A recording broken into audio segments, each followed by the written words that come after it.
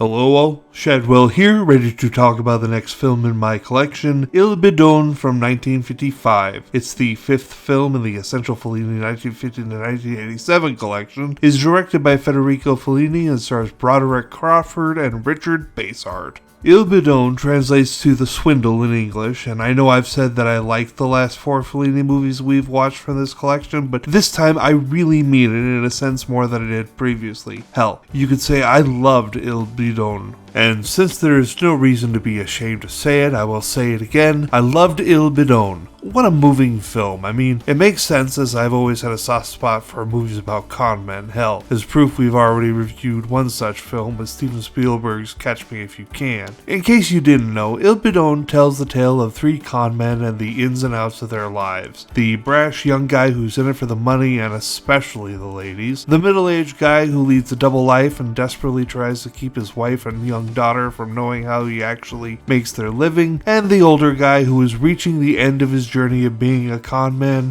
one way or another.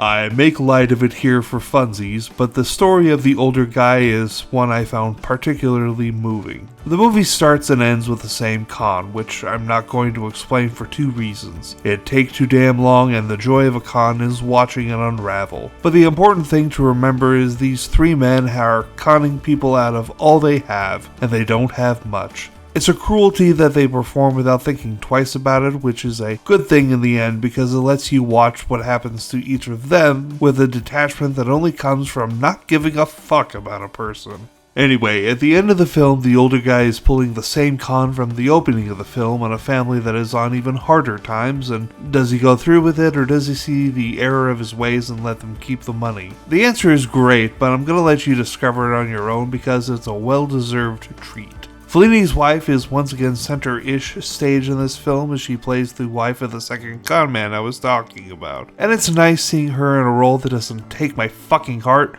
rip it out, throw it on the ground, and stomp all over it. For that treatment, just look at the previous film La Strada. Il Bedone is a great film and I feel like it's been copied over and over by Hollywood, but unfortunately I can't think of a specific example, so maybe it's me. Maybe I'm just out of my head. Very possible. I'm going to give Il Bedone an A+ because it was honestly that good. Tomorrow we watch the Fellini film I've been looking forward to ever since The White Sheik, Knights of Cabiria.